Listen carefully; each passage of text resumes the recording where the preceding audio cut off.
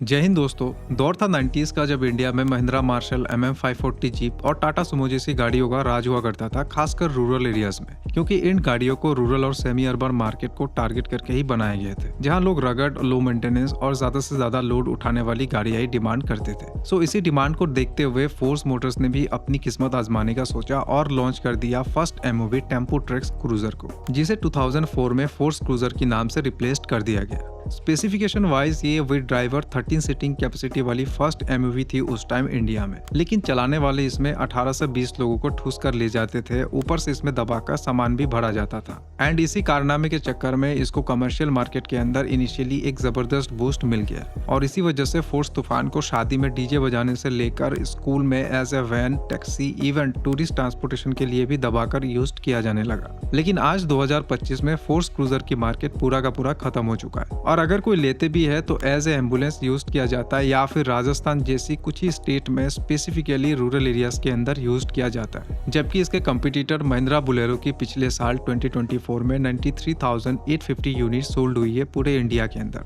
And I am sure tracks cruiser और तूफान की मुश्किल से 5,000 यूनिट से सेल्ड हुई होगी इंडिया में। पर दुख की बात यह है कि इस ब्लॉकबस्टर गाड़ी की इंडिया में मार्केट डाउन होने के पीछे सिर्फ और सिर्फ फोर्स मोटर्स ही जिम्मेदार है और इसलिए आज हम इस वीडियो में फोर्स ट्रैक्स क्रूजर और तूफान की इंडिया में मार्केट डाउन होने के पीछे क्या रीजन है उस पर डिटेल में बात करेंगे। लेकिन उससे पहले हमें इसकी हिस्ट्री को अच्छे से समझना होगा, क्योंकि इन दोनों गाड़ियों की डाउनफॉल की रीजन इनकी पास्ट से कनेक्टेड है। तो आइए शुरू करते हैं वीडियो को।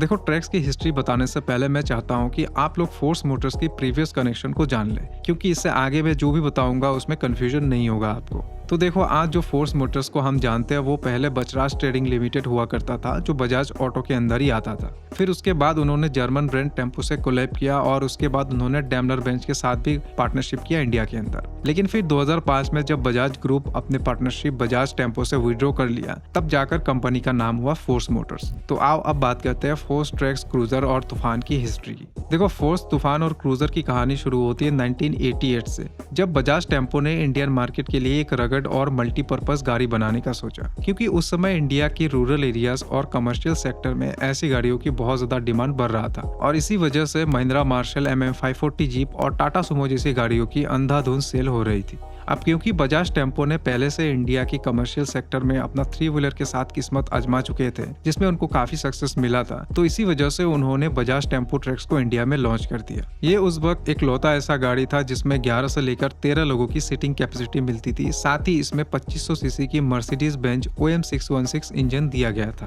पर सबसे इंटरेस्टिंग बात यह है कि ये गाड़ी मिलती थी MM540 और सुमो की प्राइस पर, और इसी वजह से ये टेम्पो ट्रैक्स रूरल एरियाज में इंस्टेंट हिट बन गया, क्योंकि वहां पर लोगों को ऐसी गाड़ी की जरूरत थी जो रफ एंड टफ हो और साथ में ज्यादा से ज्यादा लोड उठाकर सभी रोड कंडीशन में दौड़ सके बिना किसी दिक्कत के। अब क्योंकि ये गाड़ी का फर्स्ट वर्जन था तो इसमें छोटी मोटी प्रॉब्लम्स थे और इसी वजह से कंपनी हर साल इसे इम्प्रूव करते जा रहे थे। फिर उसके बाद आया ईयर 1988 और इस बार बजाज टेम्पो ट्रैक्स की एक complete company made hard top के साथ इसको लॉन्च किया गया, बिकॉज उससे पहले ये सॉफ्टवेयर वर्जन में ही आता था। और इसको लॉन्च करने के पीछे एक रीजन ये भी था कि महिंद्रा ने 1993 में अरमाडा को लॉन्च कर दिया था, जो एक SUV था जिसे खासकर ऑफ रोड टेरेन्स में चलने के लिए ही बनाए गए थे। फिर उसके बाद आया ईयर 2001, जब बजाज ग्रुप बजाज टेम्पो से अलग हो गया और कंपनी का नाम रख दिया गया फोर्स मोटर्स। फिर उसके बाद 2004 में फोर्स मोटर्स ने लॉन्च किया ट्रैक्स क्रूजर को और साथ में पिकअप वर्जन भी इसका लॉन्च किया गया। और ऐसे ही वापस 2011 में उन्होंने तूफान को लॉन्च किया, जिसको खराब से खराब रोड्स पर चलने के लिए स्पेशली डिजाइन किए गए थे और इसको फ्लीट ओनर से लेकर गवर्नमेंट सेक्टर्स के अंदर किस तरीके से यूज किया गया वो आप सभी को पता है। लेकिन धीरे धीरे जैसे ही टाइम बीतता गया, इस गाड़ी की सेल्स भी साथ में डाउन होने लगी और आज ये नौबत आ गया है कि फोर्स मोटर्स की टोटल सेल्स सिर्फ 2500 के आसपास रहता है पर मंथ, जिसमें ट्रेवलर, गुरखा, क्रूजर के सभी मॉडल्स इंक्लूडेड है। तो देखो, ये सब हुआ है फोर्स मोटर्स की अपनी गलती की वजह से,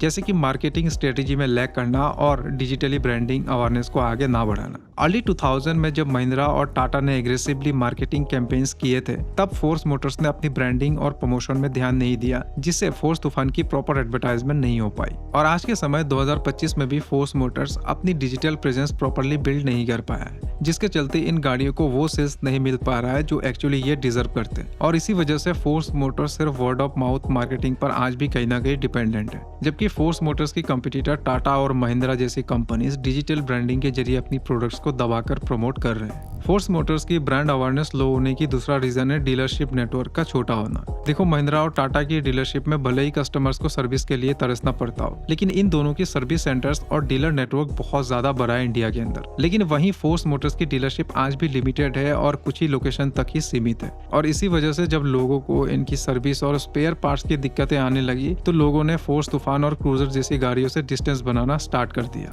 फोर्स क्रूजर की मार्केट डाउन होने का दूसरा रीजन है कमर्शियल टैक्सी मार्केट में गिरावट और कंपटीशन। पिछले 10 से 15 सालों में Indian commercial vehicle market drastically बदला है। पहले लोग शेयर टैक्सीज और लॉन्ग रूट्स के लिए एमयूवीज प्रीफर करते थे, लेकिन अब टेक्नोलॉजी और लोगों की हाई परचेजिंग पावर के चलते नए प्लेयर्स मार्केट में डोमिनेट करने लगे, जैसे ओला, उबर, रैपिडो जैसी राइड शेयरिंग प्लेटफॉर्म्स। पहले पैसेंजर्स को बस स्टैंड या फिर टैक्सी स्टैंड में जाकर पर सीट बेसिस पर एमयूवी या एसयूवी बुक करनी पड़ती थी। लेकिन जब राइड शेयरिंग सर्विसेज पॉपुलर होने लगी तो लोग डायरेक्टली मोबाइल ऐप से अपनी राइड बुक करने लगे, जो ज्यादा कन्वीनियंट और टाइम सेविंग था। और ये ट्रेंड्स अब सिर्फ सिटीज तक ही सीमित नहीं है, बल्कि स्मॉल टाउन से लेकर सेमी अर्बन एरियाज तक फैल चुका है। और इसी वजह से लोग ट्रेडिशनल एमयूवी टैक्सीज लेने के बजाय सिडान और कॉम्पैक्ट एसयूवीज को प्रीफर करने लगे, जिस वजह से शेयर टैक्सी बिजनेस में ड्रास्टिकली डिक्लाइन देखने को मिला। और इससे हुआ ये कि फोर्स तूफान जैसी गाड़ियों की धरातल से डिमांड गिर गई। इसके अलावा भी फोर्स क्रूजर और तूफान को टाटा और महिंद्रा की साइड से तगड़ी कंपटीशन भी झेलना पड़ा,